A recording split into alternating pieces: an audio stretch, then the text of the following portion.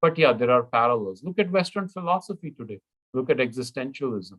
Look at Bergson's creative evolution. Look at Wittgenstein, the breakdown of language, the deconstruction that Derrida is doing. These are brilliant phenomenology that Husserl described. These are tremendous shifts in Western philosophy where suddenly the metaphysics, the structures that they had, the edifices have collapsed. And what remains in their place? So again, we are back to awareness, existentialism, where Sartre goes back to that awareness, that thetic consciousness, where even I, the self, the ego, you can be aware of the ego. Now that is a breakthrough. You may not have realized it. Heidegger coming in his own way to Dasein and talking about the immanent consciousness, the consciousness that is within us. Where is that coming from? That same consciousness that our darshana talks about, that is immanent, that is hidden in everything. Now Heidegger is trying to describe in his own tortuous way.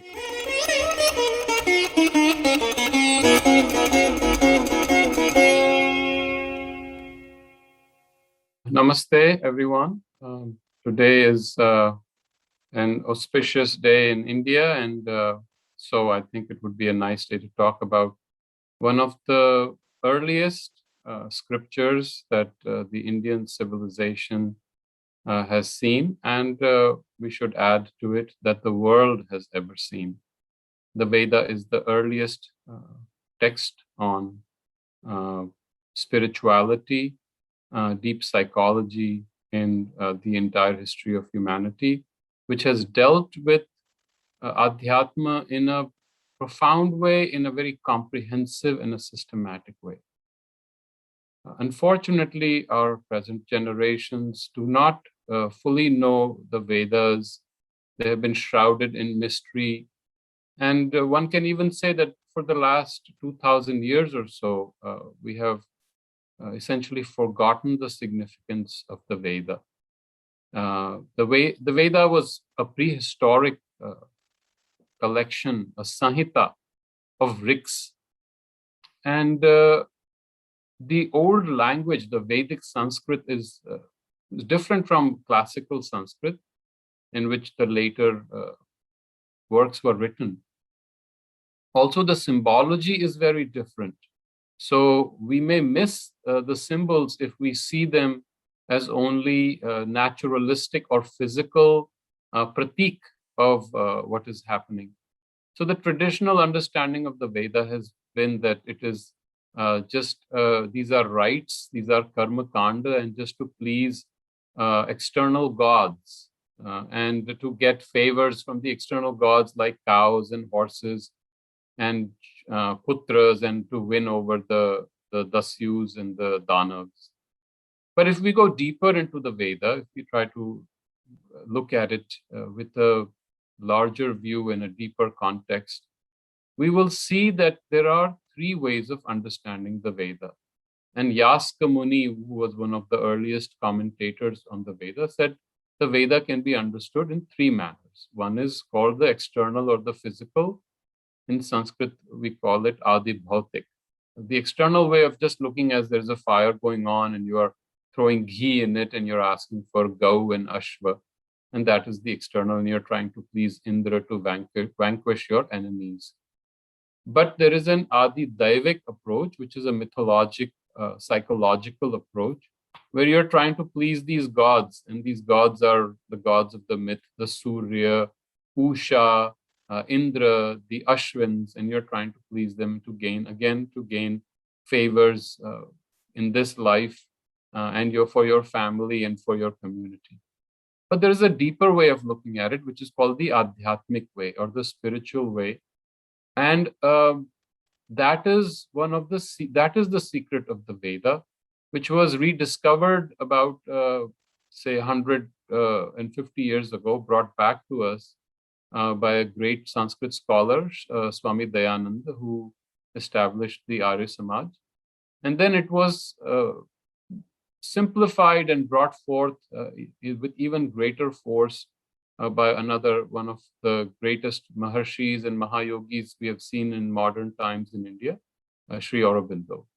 And our attempt here is to explore the Veda, to begin to appreciate it, not to give complicated discussions. We don't need to be masters of Sanskrit or forget Vedic Sanskrit, but at least we should have a little working knowledge of what these symbols mean and what the Veda is talking about. Because if we read Western commentators, it will seem like the Vedas are, according to Max Muller, the writings of a barbaric and child humanity. However, we know that our rishis, who are supposed to be the singers of light, that's what a rishi means, or someone who sees the mantra, who can seize them, who can envision and see it and bring it out and reveal it.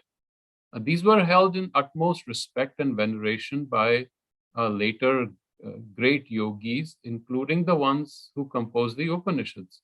So it creates a kind of strange paradox that these barbaric incantators, as the Western commentators call them, were held in the highest esteem by those who wrote about Vedanta, and who carried on in their tradition. And they are directly quoted in, say, the Isha Upanishad and brought out in Chandogya Upanishad. So, what is this Veda, and what are we trying to understand when we approach it? So, essentially, Veda means knowledge. Vid is to know. And the Veda is not just an external scripture, it is the scripture in our heart. And that's where that knowledge comes from. And it is brought out by yogis, rishis who can see beyond the external world, who have what is called inner vision, or dhyam is the word that we use in Sanskrit, who can see through, and that is why they become the kavis. Coming back to these Vedas, they were composed orally. This was an oral tradition for thousands of years. They were written down about 1500 BCE. The common misunderstanding is that they were composed at 1500 BCE, which is not true. These had been carried on in an oral tradition for thousands of years. And lately, some studies have shown, based on archaeology and astronomy, that they may be 8,000 to 10,000 years older, or even beyond that. And these were supposed to be the earliest hymns of our Indic civilization that have survived, and survived perfectly. The way the Indian mind has retained the knowledge has been brilliant. In our oral tradition, there was a complete emphasis on even the nuances of how the language, how the words, how the phrases are pronounced.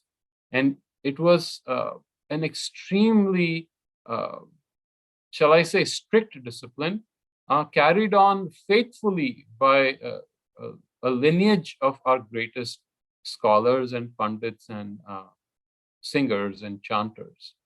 So the beauty of this is the language has survived after thousands of years in its original form, at least as far as the Veda was composed. No other language has survived. Latin, Greek, of course, English is a language that is constantly evolving, has changed. And so when we look back to the history of what is called Proto-Indo-European languages, from which all these languages came out, the European languages, the languages in the Middle East, all the Indic languages came from what is called the Proto-Indo-European languages, which is can be learned. We can figure out what that language was by studying Sanskrit, and especially Vedic Sanskrit. Let's come back to the Veda and what is the origin of the Veda and why do we call them eternal? So one should understand, and we're trying to simplify this, one should understand that all great artists, and I'm talking about truly great artists, all great creators, write from a higher source, a source so deep inside, a source above our normal mental consciousness, with great creativity, that it catches a note of something eternal. Even if you read, say, Shakespeare or Homer or the great poets, even in the Upanishads, the sounds and the meaning and the vision and the images, they all come together in a perfect unity, what is called inevitability. And that inevitability can be accomplished by the greatest creators, masters of poetry, say even Vedavyasa or a Ramayana, or say Vedavyasa says a line in the Mahabharata, say Vanam Pratibhayam Shunyam Jillika Gananaditam. Now, if you just listen to this line carries the whole experience of that Vanam. Vanam Pratibhayam Shunyam Jillika Gananaditam. It carries the sound of the crickets, the jillikas, and it carries the fearful night of the forest, Shunyam Pratibhayam. So great poetry brings out that experience of the poet. And the greatest poetry recreates that experience for you. And Sri Aurobindo has called it what is inevitable poetry. He has given several layers of poetry: adequate poetry, illumined poetry, intuitive poetry, over-mental poetry, and then the highest, what he calls the mantra. And the mantra is a living force. Mantra, the sound has so much power that it can change your consciousness, just like any great poetry can change us. So the mantra of the Rig Veda is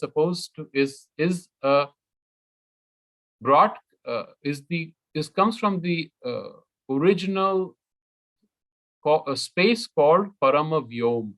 Paramavyom is the sky that is the ultimate sky, where the individual, the ego falls off, our mental blocks, limitations go off, and we see and hear at the same time what is called synesthesia. Hearing and seeing become one, and you can see sounds arising, coming in a perfect union. Now, Indian knowledge of sound and the creation of the world was a great science. And we believe that sound has the ability to create things. And we can, even in our ordinary life, we can understand it. If someone talks to us very nicely, lovingly, we start feeling better.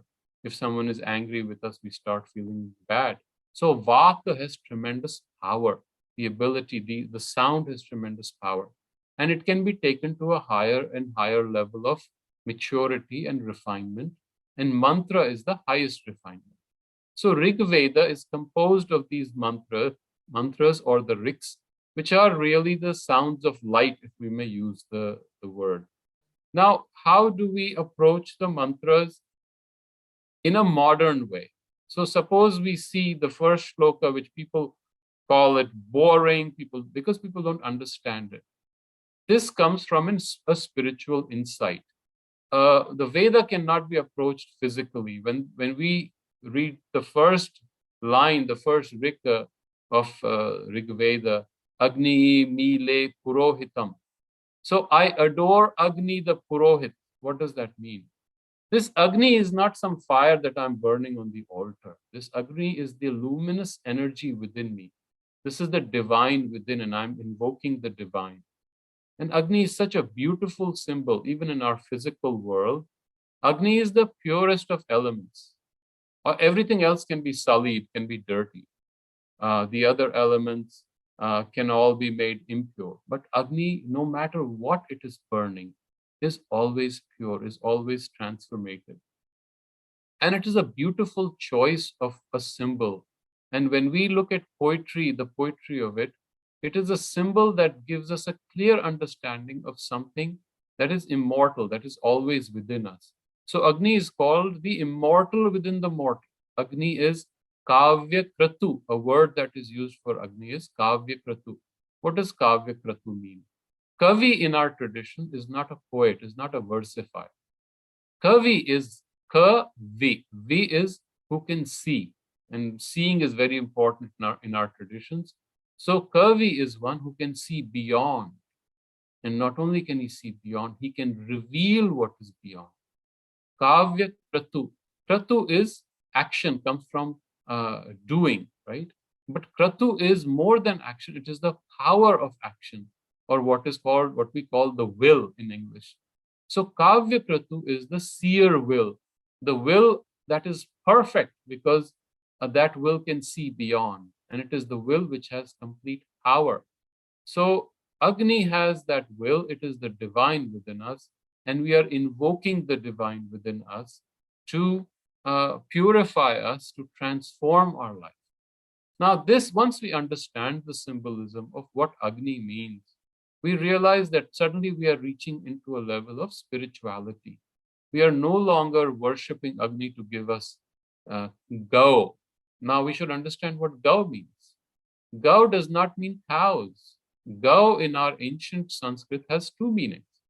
Gau means light and Gau means the cow. When we say Gauri, Ma Gauri, and we are having Navaratra, what does Gauri mean? Gauri is not the cow. Gauri is one who is bright. That is the meaning of Gauri. Gau is light. Gauri is one who is the pure one, the one full of light. When we see Gautama, and Siddhartha Gautama himself was called Gautama, was named Gautama. Rishi Gautama. Rishi Gautama is not the maximum cowness. Gautama, the maximum light, is Gautama. Gavishtara, Gavishtara, one who is established in light.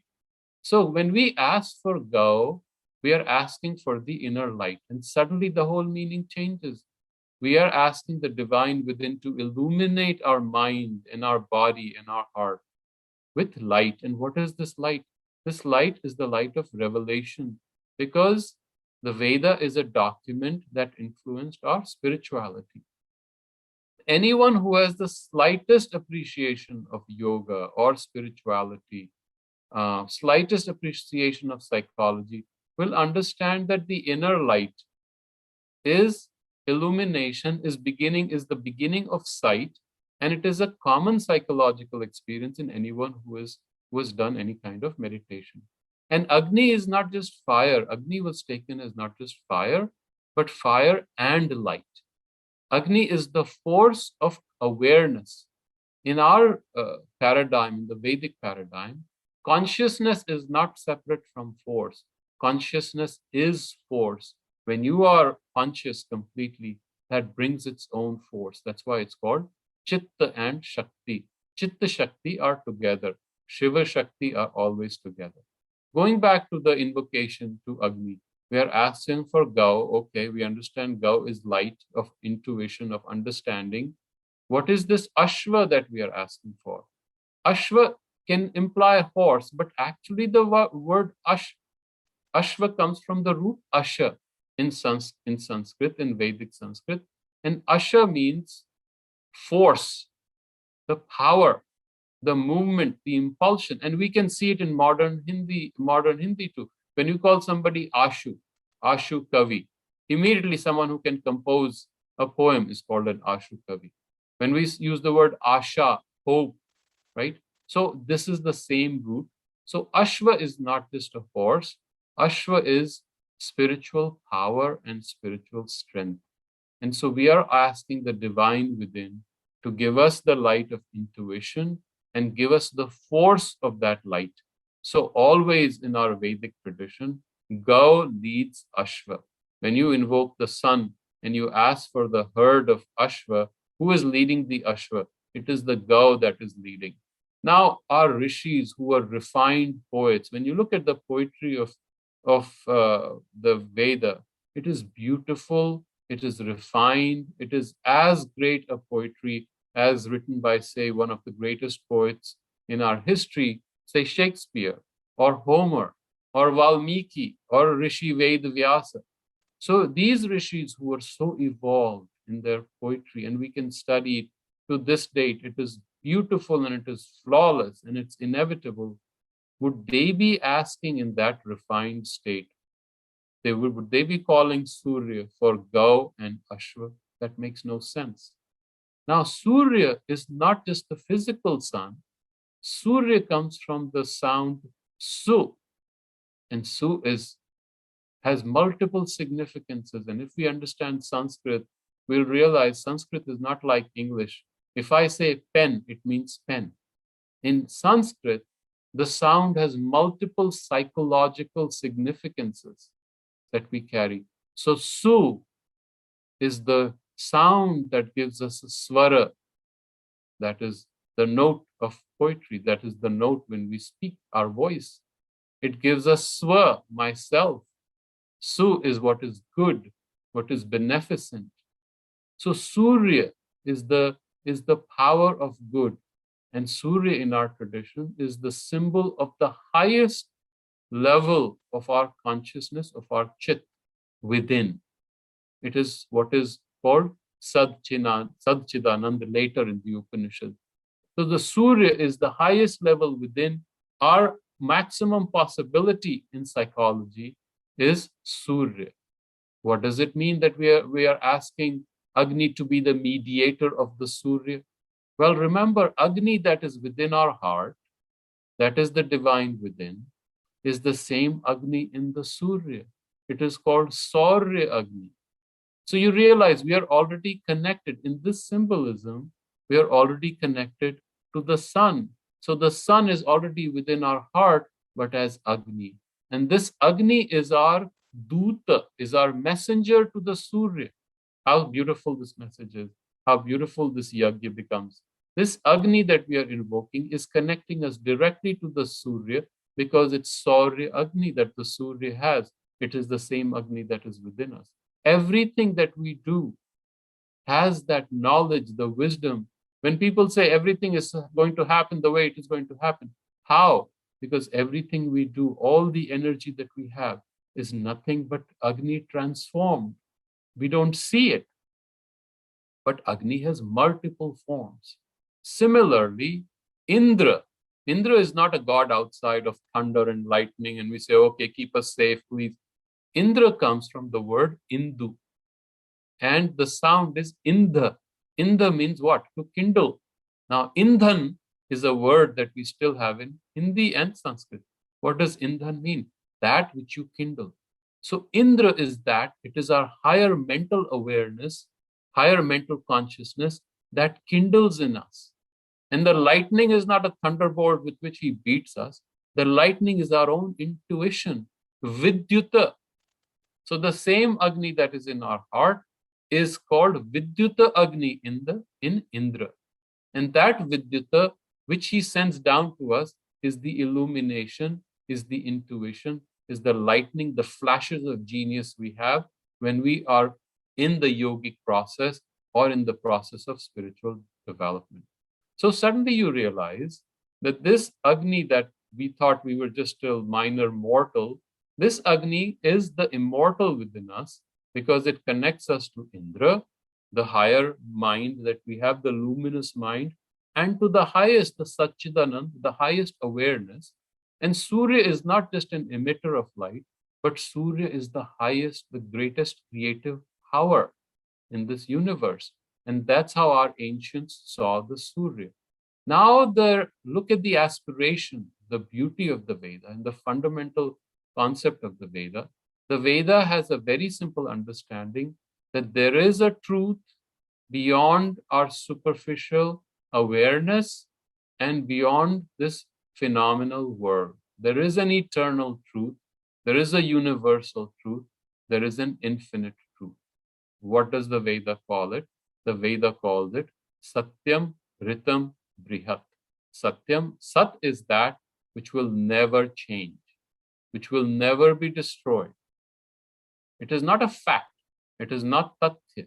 It is Sat, that which will always live. No matter what happens, Sat will always be there. Ritam can be translated into different things, but Ritam is a very powerful word in the Vedas. Ritam is right. When the Sat manifests in this universe, it gives the cosmic law. So from Rit comes Ritu. The seasons coming from what? It is Sat giving us the cosmic law. In English, when we say do the right thing, be righteous, do the right, you go to a church, you go to the temple and you do the rites. Where does the word right come from? Same root, because the language Sanskrit is the closest to the original language from which all these different languages came, whether in India, whether in Europe. So Satyam Ritam Brihat. Brihat is that which is vast, which has no limits, which is beyond any mortal bondage or identification. Satyam Ritam Brihat.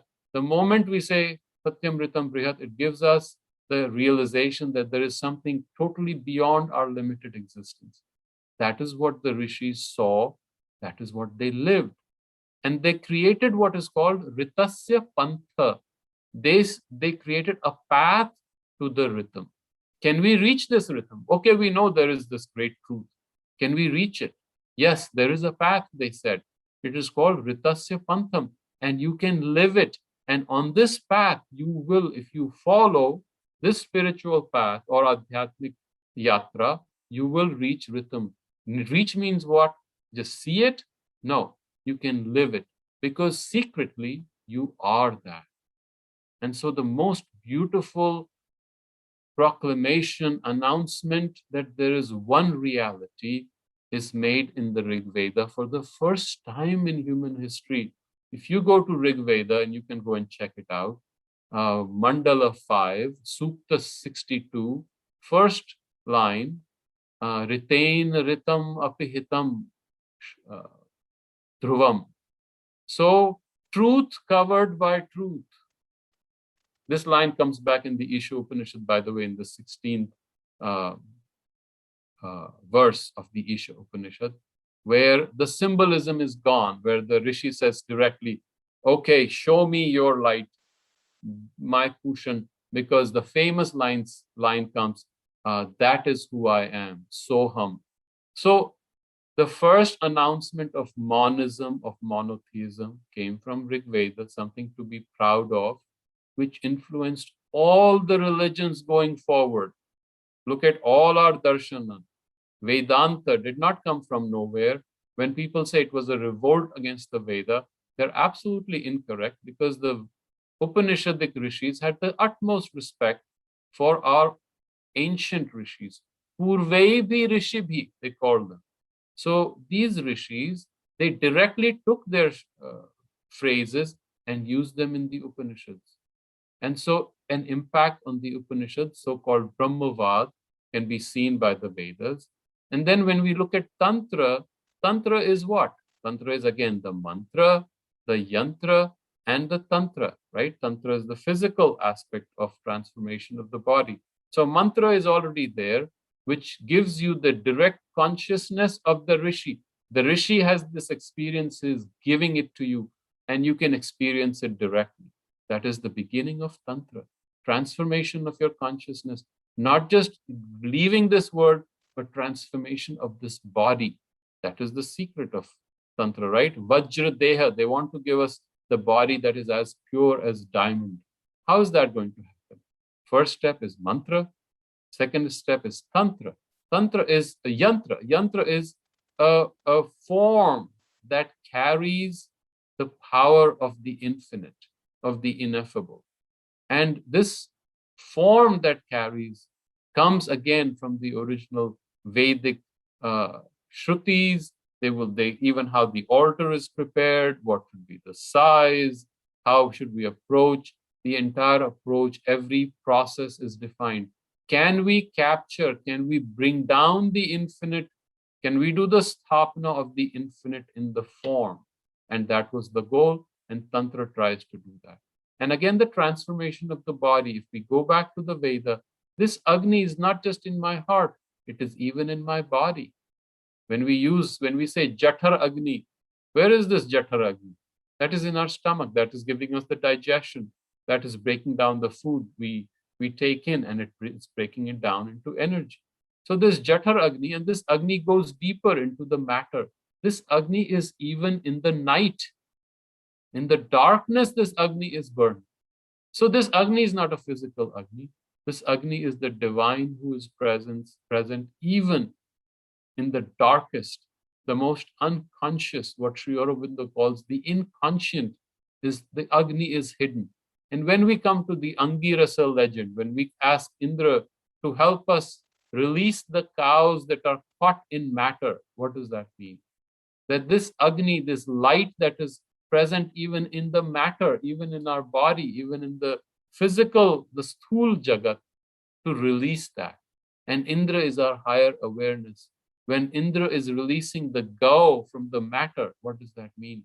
The light that is hidden inside the matter is being released.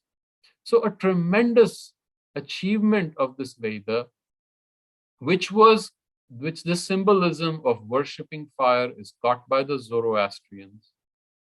The mysticism of the Veda by the Zoroastrians is passed on to the Chaldeans, which goes to Judaism. So Judaism gets its mysticism from the Chaldeans, which is again a Vedic lineage, which is passed on to Christianity and Islam. When in Islam we say everything is the will of Allah, what is this will? This will, as we discussed, Kavya Kritu, the perfect will, the divine will, is that Agni that is bringing down all the immortality, the power, the perfect vision and power and strength of the Satchidananda. And again, when we look at Christianity, Will Durant described it beautifully. He said Christianity absorbed the beautiful knowledge and the wisdom of the Buddha in entirety. And where does the Buddha get his great revelation from? Even though the Buddha rejected Karma Kanda, he takes the Vedantic principles, the paradigm, and turns it into a simpler language, into a very psychological, practical way of doing things. And so you see how the Veda has affected Vedanta, Tantra, Buddhism, even our Vaishnava Bhakti, because this is Yajna means to give. Yajna means offering of oneself. Yajna does not mean a fire in which you're throwing ghee. Yajna means to give all of oneself to the divine within. And so the moment we realize it, that is the beginning of Bhakti. Sankhya itself comes from the Veda, because the Veda starts talking about the Vrishabha, the male and the female, the Shakti that is coming, the Shakti that is not separate from consciousness. So Indian darshanas come from the Vedas, profoundly influenced by it. We are still living the Vedic paradigm. We don't see it right now. If you look at today's movies, culture, we are seeing the Vedic paradigm. Whether you watch Star Wars, whether you watch Matrix, you are seeing the Vedic principles of the victory of the good over the dark forces. Very briefly about the dark forces, there was a theory of Aryan invasion where the Aryans invaded and defeated the Dravidians. There is no such discussion in all our Indian texts about an Aryan invasion. And the Dravidians in the Vedas are not the Dasyus. Dasyu is one who sees duality, Dvaita. Dasyu is not a Dravidian. There is no mention of Dravid in the Veda. So this Aryan invasion theory is a falsehood, is a sham, and it was created by the Western commentators who wanted to colonize the Indian mind by showing that what our culture today is came from outside. But the Aryan culture, at least that's described in the Veda, came around the Saraswati River, what is called the Sapta Sindhu. And again, the Saraswati also becomes the profound symbol of inspiration when we invoke Saraswati. Saraswati is not a river outside. Sarasa, the one who is master of all the rasas. Saraswati is inspiration, and Saraswati helps our higher mind to transform our lives, to give us the intuition, to give us enlightenment, to make us pure. Veda is a lifelong process. Learning the Veda is a journey that is not fulfilled in one life, but may take many lifetimes. But our approach is to make it simple, that we can understand the basic concepts and look at the beautiful heritage we have received and how it is still impacting our lives today, how it influenced Bharatiya Darshan, how it influenced religions. When we talk about philosophy, Greek philosophy Pre-Socratic philosophy takes heavily from the Veda. Parmenides, when he talks about the one, takes from the Veda. Heraclitus, when he says everything came from fire, he's taking it directly from the Veda. All the German metaphysical writers, Hegel, Schopenhauer, they profoundly derived their understanding from the Veda. So I think I will end it here because there's so much to say. One can go on for hours on end and yet begin just to catch just a little molecule of the universe that Veda is. Thank you for listening. I'm very grateful to you all, and I hope we keep learning as much as we can, because I think if we begin to approach the Veda, if our children, the new generation, begins to understand, we will see what great things our ancestors did for us, and hopefully that will kindle the fire within us, and we will carry on that flame within us and bring it on to the new generations. Thank you. Namaskar. Thank you. Thank you so much, Dr. Singh. You mentioned Sri Aurobindo, and Sri Aurobindo says that how poetry and how the Vedas come from different layers of the being, of the person. So this kind of turns Darwin's theory upside down, no? Because we are supposed to come from apes. Yeah, so Sri Aurobindo, of course, if you know about his great Vedantic evolution, which is what the term, nothing cannot come from nothing, right? So where is this ape coming from? So in our Vedanta, Sarvam Brahma, right? So Annam Brahma, even this matter holds within it the Brahma. So it is not that this matter is dead and that consciousness is above, and then something is coming out of this matter that was not there. And this is an ancient tradition from our darshana, that the Brahman is also the light, as we said, of the Surya is already hidden in matter. We don't know it because we look at it from the mind.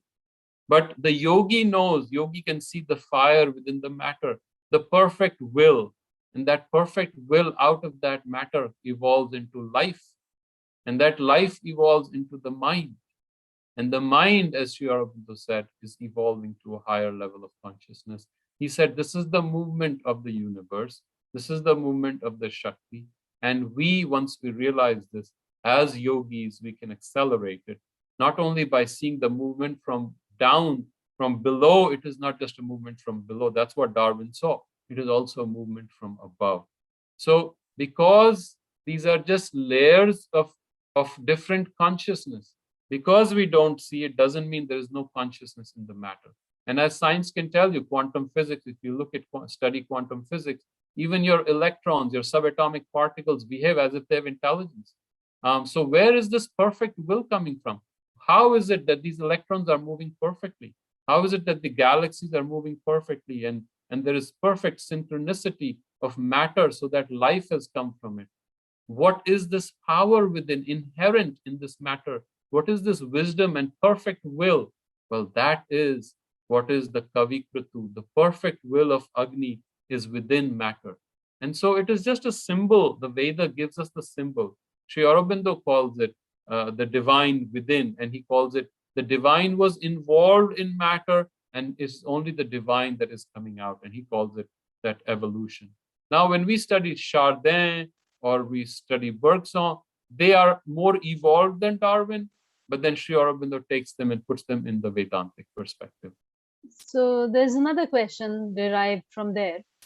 Since Sri Aurobindo or even the Vedas don't give a very clear-cut prescribed path, how to manifest that Agni within. For the layperson like me, who is trying to live an integral life in the world, but also trying to, grow in consciousness, what is the way we can manifest that or kindle that Agni within? So Sri Aurobindo gives a very clear answer, actually, and after him, the mother also. People would ask him, oh, awaken the psychic within. They called it the psychic, or what Veda calls the Chaitya Purush, the divine consciousness within.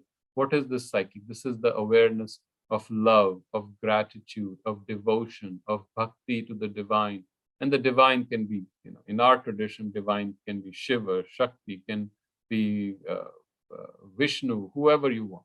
So bringing that, worshipping that opens up the psychic, the bhakti path. But also, Sri Aurobindo is an integral yogi, so he's also talking about karma yoga. He does not reject karma. In fact, he was a great advocate of karma and ghor karma at that. So when India needed to be free, he advocated complete Purna Swarajya, first one to say it unequivocally, and said, we have to fight. If need be, we will kill the British to win. This is, look, what a difference from the other approach where they were just sending petitions to the British to do things for us. And then the third part is jnana, right? Jnana is so important. And then comes kriya, transforming your body, which is something he through mantra or through different kind of disciplines. But jnana, just by reading the great writers, Veda, understanding the Veda is jnana. Jnana is to open Agya Chakra. Again, Agya, where does Agya come from? The same root as Agni. So awakening the Agni, Agya Chakra here. Is the word letter that signifies beginning.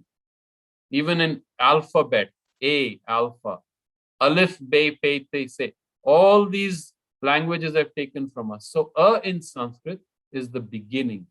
Ga is force. So Ag is that which has force, which is excellent, which is powerful, from which came the word Agni, from which came the word Agya, from which came the word Angiras, from which came the word Anga, right? Our own body, our own limbs. So there are beautiful play. If we go deep into the Sanskrit Nirukta, we will see that a lot of beautiful things come out. But answering your question, Purna Yoga is what he called it, what Sri Krishna calls the triune path, bhakti, jnana, and karma. All these are part of yoga. And then, of course, any great teacher, if you follow Sri Aurobindo, he'll take you. Or any Sri Krishna himself, or the Divine Mother. Whomever you worship with all your heart, all your being, that is the biggest opening, the first thing that can be done. You mentioned how all our darshanas have taken their understanding and knowledge from the Vedas. And in my limited understanding, is that the Nastika darshanas actually reject the authority of Vedas. And I understand that the Buddha was a prince, so he must have studied the Vedas, but then he had this whole existential crisis, left his palace and went seeking. So I'm trying to reconcile and understand that picture of, well, if he understood the Vedas, why wasn't that knowledge helpful for him to deal with his existential crisis? Why did he have to leave and go off into like sannyas yoga type situation to discover the knowledge? And if he did, then how was he influenced by the Vedas in what he finally found in his search? If that's a clear question, I don't know if I explained well. That's a beautiful question. So let's talk about our traditions. So remember, the influence can always be direct or indirect. So things your teacher taught you in the third grade, you don't connect it to what you're doing today. Yet he gave you the foundation, the neve of what you know today. So let's talk about the Vedic paradigm. I'm not talking about using the mantras, because you can learn everything that the Veda teaches through your own yoga. And the Veda says it clearly. The Veda is the knowledge within. The knowing within is the true Veda. And that is really what we need to find and live. Vedanta can be understood in various ways. And one is Vedanta was said that because at the end of the Vedas came the Upanishads, they were added later, so they are the Vedanta. Or it is the highest reach of Veda, that is why they called it Vedanta. Another beautiful way of describing it is Vedanta. When the knowing ends, then Vedanta begins. What is this knowing? Everything we know is artificial, is given to us. Right now, if I say this is a pen, that's an artificial statement, because who told me this is a pen? I really don't know what this is in my hand. This is a name that has been given to it by society, by culture, and it has been brought in my head. This is a pen. But suppose I take that knowledge away. What is this? I really don't know what it is. This is just a form. This is just an akara.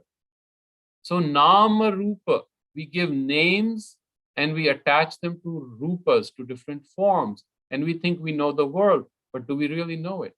I have a name, I call myself Parikshit. Is that really who I am? So when we take away this veil of Nama Rupa, what is there? There is just Gati and Akar. We really don't know what it is. There is Gati and Akar. That's all there is. And if we can keep looking at it, being aware, the Gati and Akar takes something different. It's some mystical, mysterious energy, existence moving. And slowly we'll start beginning to see something different. So the Vedic approach is a psychological approach of beginning to see from within, what they call Dhi. Dhi is not just thinking, as we mistakenly understand, because from Dhi comes Dharya, from Dharma, right? Buddhi. Dhi is the word. That Buddhi is the one that connects us to that pure awareness. So Dhi is an inner seeing. The Veda is the first exposition, the description of this inner seeing in a systematic form. So when our Vedic Upanishadic great rishis, then they took that knowledge, they're taking that psychological knowledge that has been passed on, and they're explaining it. Just like today I'm explaining it. I'm not giving you anything new. It's all that is there. I'm just elaborating the terms. With my little knowledge and little scholarship that I have, minimal scholarship, I'm trying to explain it. The Upanishadic rishis explained it far more beautifully in great mantras. Now come to the Buddha. Yes, the Buddha rejects the Vedas' external authority completely. But what has he taken? He has taken the psychological background. He has taken the meditation, the dhyana. The beginnings of dhyana come from the Veda. Veda does not insist on dhyana. Veda insists on a different approach, the vaka, the power of the vaka, the psychological symbols that are used. But that psychological knowledge that is intuitive is transformed into an intellectual knowledge by the Upanishads. The Buddha takes that psychological knowledge and he rejects all metaphysics. If you look at the Buddha, you ask him, does God exist? He will not answer. He just wants to make you free, and he's giving you the psychological tools that had been given us by our Vedanta, but he has taken away all the trappings of the terms and the big rigidity of ritual that had come into it, and he takes the secret knowledge and again brings it. How did the Buddha know how to meditate? How did he sit under the tree? Did he even know how to sit under the tree? Can I sit under the tree and have nirvana overnight? No, who gave him that knowledge? Who gave him the psychological approach? He used the psychological approach. And when he says shunya, what does the shunya mean? The shunya means that really, which we cannot talk about. That nothing, even to say nothing is wrong, right? You cannot say shunya is nothing, because again, you're giving it a tag. But that shunya is full of completeness. The purnata is in the shunya. And if we understand that psychologically, then we understand that the Buddha was carrying the same lineage. He changed the terms. He dropped all the rituals. He dropped all the metaphysics, but he carried the essence of it. If we can accept that, then we can understand that he is influenced directly or maybe indirectly by the Vedas. So the Gnostic tradition, so look at the Gnostic traditions. Charva, where is Charva? He's gone. And Sri Aurobindo said it beautifully. In this country, whoever takes a stance against the Vedic wisdom eventually gets thrown out. The Indian psychology does not allow it. Where is Charva today? Gone. Where is, and I love Jainism, it's beautiful. I have utmost respect for it. Where is Jainism in India today? Where is Buddhism in India today? The Vedic instinct that we have of encompassing everything. The Veda was an affirmation of life. Veda did not reject life. Veda said, I will accept matter. I will accept consciousness. I will accept the divine, right? Annam na nindayat, as the Vedas says. Don't criticize Anna. Don't drop away Anna. Because Anna too is hiding the divine within. So our country, our tradition, our civilization, our sabhyata does not allow for anti-Vedic stance, no matter what. In a practical aspect, they go away. Because our genius is different. So, of course, the Buddha to me is carrying on that tradition. The Buddha is in my heart. I love the Buddha. But I believe my understanding is he took the psychological revelations of the Veda and brought it in a new light, of course, in his own language and his own genius. But he was in that same lineage of our Vedic rishis. Thank you so much. That was a gorgeous explanation. You did explain it. I have a short question for you, a couple of suggestions for readings. You said Veda, we don't really need to know Vedic Sanskrit or other Sanskrit, but we do need to understand the key to, decode the message in it. How does someone like me go about doing that? What suggestions do you have? Which, written by whom? Which books can we read about Vedas? And the second part to that was, the books that you mentioned where you said that a lot of the other religions as well as the philosophies of the Greek and others were influenced by the knowledge of the Vedas. What are some of the books I can read where I can see directly how that got passed on? If you could pass it on to Sangam Talks, I'd be very grateful. Thank you. Absolutely. I learned and I'm learning whatever little I know from Sri Aurobindo, amazing books, Hymns to the Mystic Fire, The Secret of the Veda, and they're always sitting with me because every time I read them, I learn something, I get a new insight. Rig Veda, beautiful work has been done by R.L. Kashyap. He is following in the lineage of Sri Aurobindo and Kapali Shastri. Kapali Shastri was a great Vedic Sanskrit scholar who studied actually under Ramana Maharshi and then under Sri Aurobindo. And then he wrote a whole treatise on the Veda. And then there have been other great writers. If online, I think you have Subhash Kak writes very well on it. David Frawley has written very well on it. But, I always go to the source because Kavye Kavyani Nivachana. A seer can understand the seer. A yogi can understand the yogi. A rishi can understand the rishi. So to understand the Veda, I go to the rishi, I go to Sri Aurobindo. But all these writers are great, I think, excellent writers. Even Kirit Joshi wrote a book on it. I think they are wonderful. But, Swami Dayanand, of course, another great scholar, but Swami Dayanand and I have this constant fight because he's very traditional and I want to make it simple and modern. How does the modern generation understand it? We have to make it simple. We have to present it. We have to learn it. We have to live it. And our language has changed. His language was different, very traditional language. This is the way it is. Agni is Paramatma. Hold on. How did you make Agni the Paramatma? But the modern mind questions, and you have to allow that questioning. You have to allow the mind, the new generation to experience it.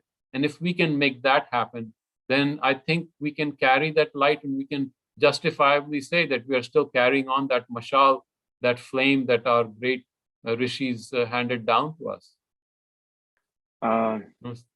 The Veda writing the text that was around 15,100 years ago. I am having question on that there is a Shiv Sutra, which is what I have read. From it has been come in dream, Sankaracharya and various other. What is how old is the Shiv Sutra and how do you compare the Veda and the following text? Would have come from the Shruti, Agamas, I don't know. But that is very fascinating. Isn't not everything explained in the Shiv Sutra alone? And the second question is about Surya Upasana, Aditya Upasana. I am from Bihar. I know Chhat Puja, and there is a tradition about that. How do you see all these things? And then so much versions that the Veda and the following texts and the commentaries that they offer, isn't that very confusing to the whole mass? Thank you. Yeah, so I understand, but let me just try to put it together in a simple way. The Vedas were supposedly written down 1500 BCE. So 1500 BCE means 3,700 years ago. So let's just let that sink in first. In the Western understanding, 3,700 years ago, it was written down. But it was an oral tradition before that. And now the new studies that are coming, some astrological, astronomical studies, the archaeological studies, which I can always pass on to you. I'm not an expert. I'm not an archaeologist. They are saying that Vedas may be 8,000 to 10,000 years old or even older. But I have only focused not so much on the history or the archaeology, but on the spiritual content of the Veda. And I think it is beyond dispute. I was just reading a book on all the philosophies of the world. And the first chapter, I think is George Brasham, is the Veda. He says the first organized philosophy comes in the Vedas. Before that, in Egypt, you had a priest giving a couple of incantations and all, but that's not an organized philosophy. The Veda is a single unit.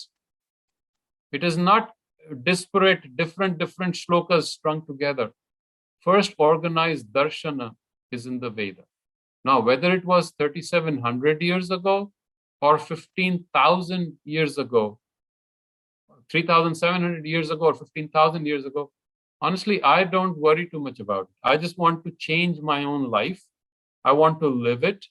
I want to pass it on to the future generation by living it to the smallest extent that is possible to me. And if I can explain it in a simple language and allow thousands of researchers and doctorates and people coming in and hundreds and thousands of our younger minds approach it and learn from it, that's all.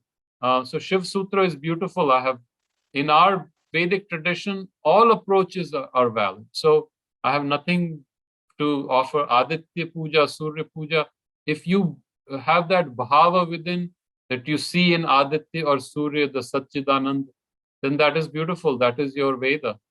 Because eventually the Shastra is within, right? In your own heart, the Shastra is a living entity. So the Veda is only awakening who you already are. And that is my approach to it. I heard that. Thank you for that. The Aditya Puja or Surya Puja is a very deep traditional, it has ancient traditional root. Chhath Puja, you may have heard about that in Bihar. It's nothing but that. Whatever you described from the Vedas and also from the Shruti, it's all about that. If you hear the folk songs, nothing but what you described.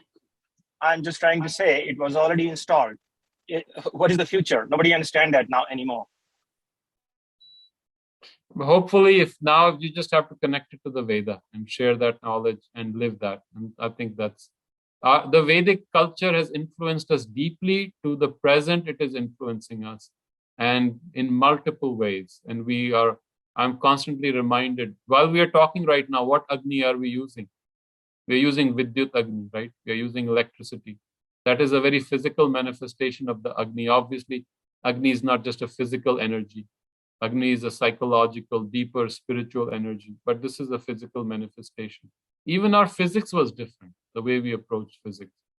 So our inner knowledge, inner seeing affected our physics, affected our astronomy, affected our Ayurveda. And that is the unique thing about our knowledge. All our different traditions, Jyotish, Ayurveda came from the Vedas, right? So linguistics, Sanskrit linguistics, which is supposed to be the most advanced linguistics, to this date, Sanskrit prosody, Sanskrit mantras, Sanskrit matras, Sanskrit akshara vritta, they have more meters in Sanskrit than any language to this date. Look at the advancement. So I think we can absorb a little bit from them and enhance our life. There's much, and it's not just to read and feel good about ourselves. Veda is a living knowledge. We are living it. We just don't realize it. Like you said, Aditya Puja, we are living it.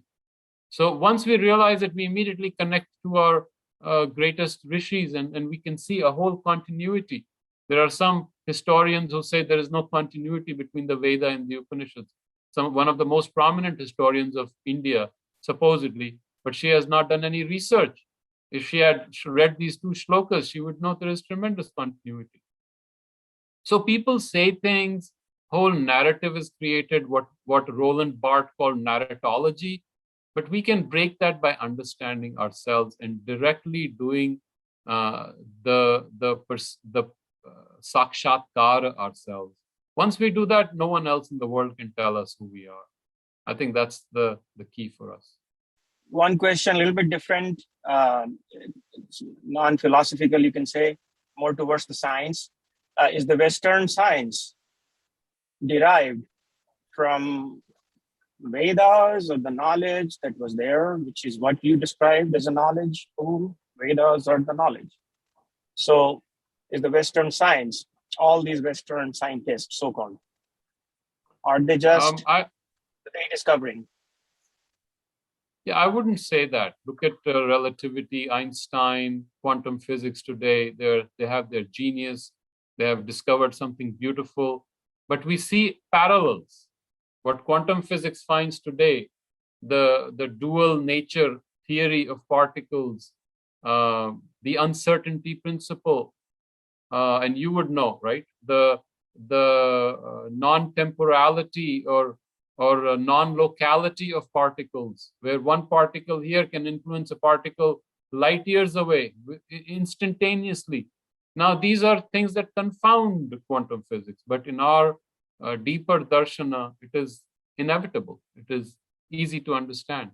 Similarly, in Western psychology, you see Maslow coming to that triangle, coming to the highest level of the self's fulfillment, right? The physical fulfillment, then the psychological or social, cultural fulfillment, finally the self's fulfillment. And eventually, when he came to self-transcendence, where is he going with that? He's coming to the same principle.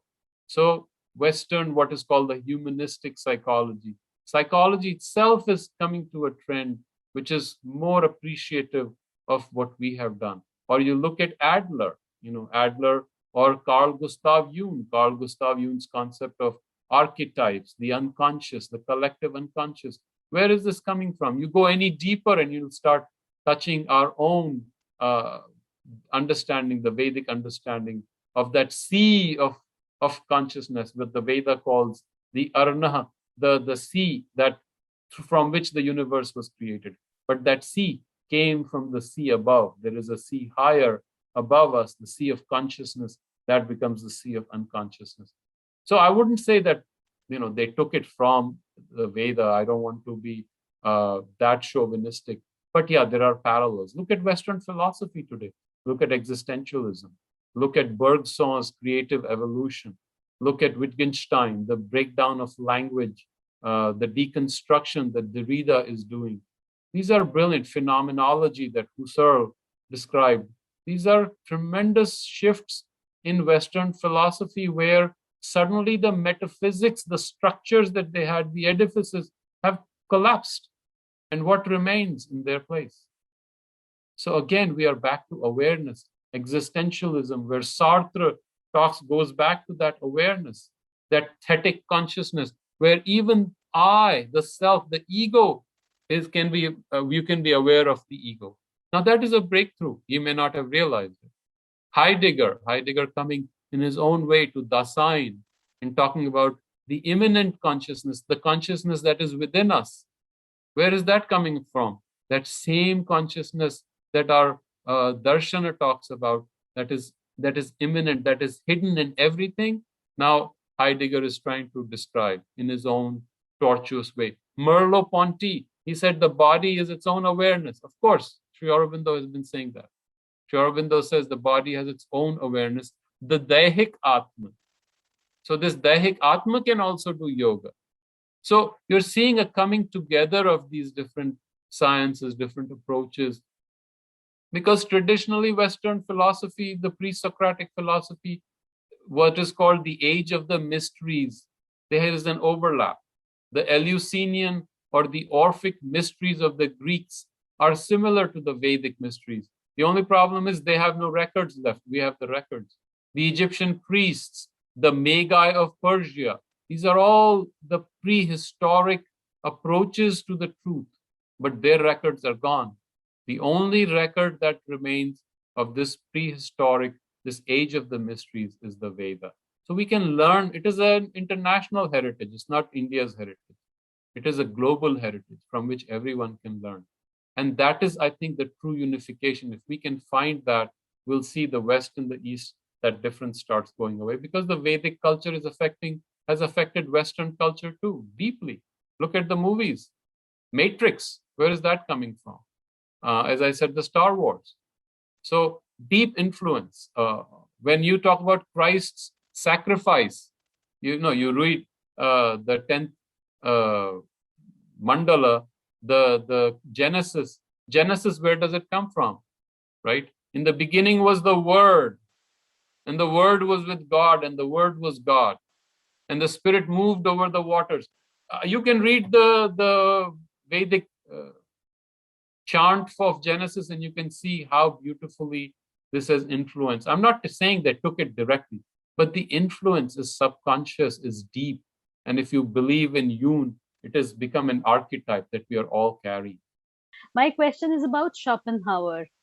How do you compare Schopenhauer, the translator of the Vedanta, with Schopenhauer, the philosopher?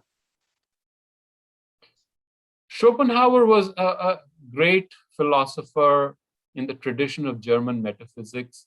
And he was a very pessimistic man. The world is a will and an idea. He said the individual means nothing. Whatever we do is useless, because the world is its own will and its own idea, and it will destroy you. You're gone. So he was a very pessimistic, negative approach. He was hated, did not like women. And, the moment someone does not like women, they're already anti-life. So that is how he was. But then he saw the translations, and see how this thing happens. Dara Shikoh's translations of the Upanishads in Persian got translated, I believe, into German. I think Deussen is the one who translated it. And when he read it, and I could be wrong about who translated it, it is said that he went and danced in the streets. And he said, the knowledge that these people had, and I'm paraphrasing it, is what I have been trying to say for my whole life. And so, again, some of it, this is what I read. I don't know if that's exactly true, but this is what I read about him. And that's why I was very happy to see that he also discovered that hidden knowledge. Oh, that's so beautiful. There are two stories. There are stories of two different people. One, I'm talking of the mother of Pondicherry, who, when she read the Raja Yoga, and how she started getting an idea of her in her own way of the Eastern religion. And the second is of Tenzin Palmo.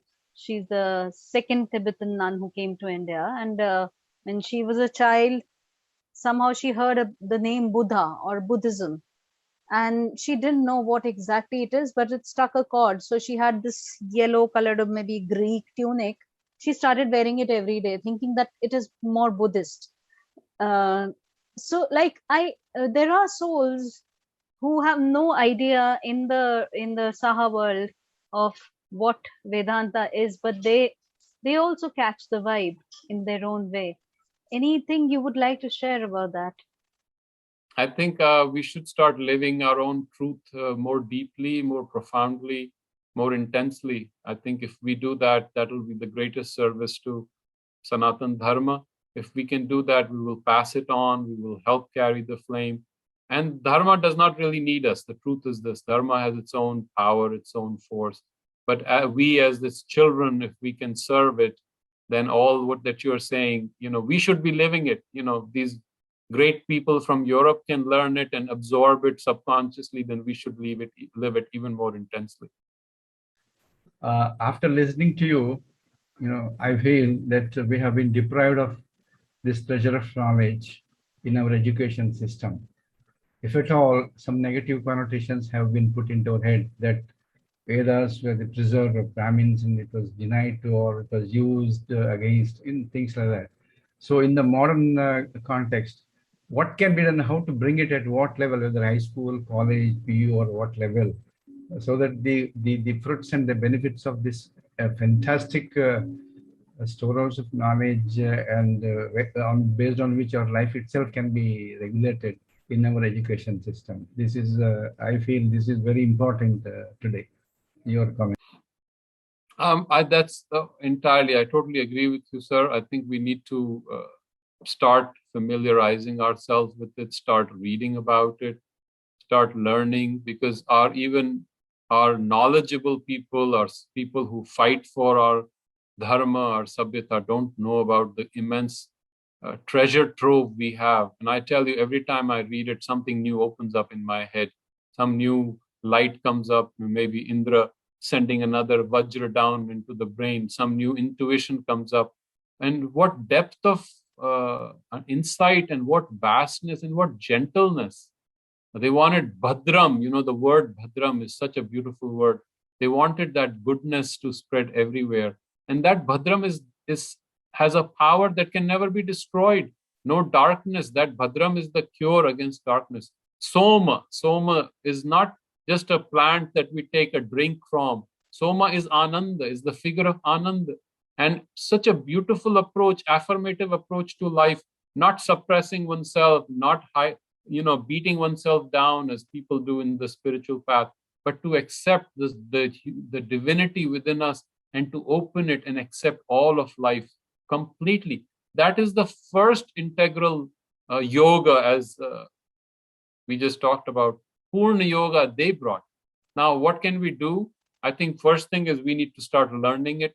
We need to intensify our own spiritual journey, start living the yoga. If we can read Sri Aurobindo, if we can read Kapali Shastri, if we can read MP Pandit, if we can read R.L. Kashyap, all these great writers, the people who are trying to spread Veda, bring back to our national culture, that would be nice. If we can start standing up for it. But we can stand up for it only if we understand it. So at least begin to understand the symbolism behind it, so we know inside, and if we live it, and then it should become a part of primary education. And I'm happy today. I didn't know how it would be received, but I think another book should come out on this, Veda Simplified, or something like Sri Aurobindo and the Vedas. And that should be made available to our young generation, our children, who should be growing with it. And that's how, it doesn't matter whether you're a Pandit of Sanskrit or not, but we all have Sanskrit in our blood. 60% of all our languages have Sanskrit roots. We can understand what these words are saying, just a little orientation, and we can understand what the Vedas say. If I say Agni Mile Purohitam, it won't be so far to you. If I say Ile is to love, Agnim Ile Purohitam. If I say Purata is the front, Purata in Sanskrit is your front, Prisht is your back. Purata. So Purohita, who's representing you, who is your front. It is such a beautiful language, we can all understand, right? Agni Mile Purohitam, Yagnasya Devam Ritvijam. Yagya we understand, Yagya is the offering. Devam, Dev, which is divine, full of light. Ritvijam, Ritam we just talked about. And Vijam is who loves, who has the ecstasy of truth. So a Ritvik is not just a priest. A Ritvik is one who has the ecstasy, Anand of truth. So what a beautiful explanation. First line itself takes you to a different level of awareness, and you suddenly realize what these rishis are talking about. If we can make it simple to our children, how beautiful, and all of us, then we will start appreciating the Deva Pasha. Then we will start appreciating who we really are, and we need to awaken to that. Of course, one should read the Gita, the Upanishads, nothing. They're of course beautiful. They're also Shrutis. But the seed was the Veda, and we should try to remember that. This is a question on behalf of Shashi Kejriwal ji. He had to go to another conference. because this is not an intelligent question that I could have asked you. So, that's a disclaimer. So the question is, if many rishis over many millennia contributed to the Rig Veda, how were they able to make multiple poetries consolidate into a smooth flowing poem? Do you understand what I just said? Yes. Okay. So please. And that is a beautiful, and it is in our tradition, it is said that Rishi Ved Vyas compiled all these great rishis. They were different. The house of Vishwamitra and his son and his grandson, they were the rishis who composed some of these. Then Vasishtha was there. Then Dirghatamas, Bharadwaj, all these great rishis. And the way they approached it was not as competitors. They had deep respect, and they would share it, and they would pass on the tradition. And look at, they all used the same language, the same symbolism, the same significances in their own style. Each has his own style. You can see it. Vishwamitra is powerful. Vasishtha has beautiful harmonies, right? Kanva has his own approach. But they all shared the same vision of truth. And Veda says that time is not linear, it is cyclic. So it talks about how the tremendous knowledge of the Veda will start disappearing. And what we call the Satya Yuga and the Treta Yuga and the Dwapar Yuga. And the knowledge starts disappearing, but it will come back. So Sri Aurobindo has described this beautifully. Veda Vyasa looking at the coming of the Kali Yuga, right? And he compiles it and leaves it for us. He takes it in a beautiful way. He organizes these different riks, they call them, or mantras, and he compiles them into 10 mandalas. And I can only imagine what beautiful riks we have lost that he did not compile. He brought them together in 10 mandalas and left them for us to live through in the Kali Yuga. And it is really beautiful how they all connect. It's one truth. The first line is that truth. You pick any kind of different rik anywhere else in a different style, it is carrying on the same vision, the same understanding, the same insight until the end. And so the compiler, it's called a Samhita. That is why we call it a Samhita. It is a compilation. Think of it like a modern anthology. But look at the genius, how brilliantly he put it together and talks about, and every mandala has an order. Starts with worshipping Agni. Agni is your first, because Agni is within. So Agni is the one who takes you to all this yogic journey. So Agni comes first, and then the other gods come. And Usha is the first goddess who's worshipped. Usha is not just the dawn. Usha is the bringer of the Gau. And as we discussed, Gau is what? The ray of light, the light of revelation. So Usha is the recycling. When the light comes back, night is carrying, but the light is hidden. And then the dawn comes and Usha comes. And it promises what is going to happen. It brings you the beautiful revelation of what is to follow. And that is the beauty of Usha.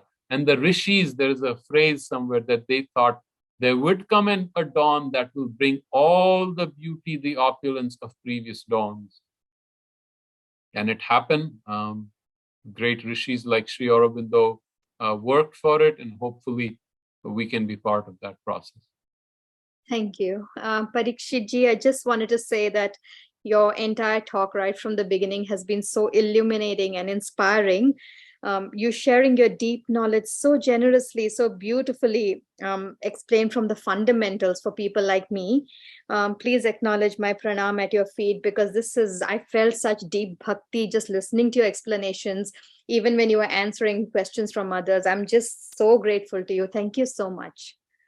You're welcome, and pranam to you too. I'm just a humble student myself, and the great gurus, the great yogis who have given us this knowledge are the ones we should venerate, and especially the great rishis. And one beautiful line I want to say at the end: the rishis of the Veda were held in as much esteem They were as great as the esteem that today we hold for the Buddha or Sri Krishna. Think of that for a moment. And Sri Aurobindo is saying that. So it is a beautiful realization to be of the same lineage as our great rishis. Thank you. Thank you so much, Dr. Singh. Namaste. Namaste.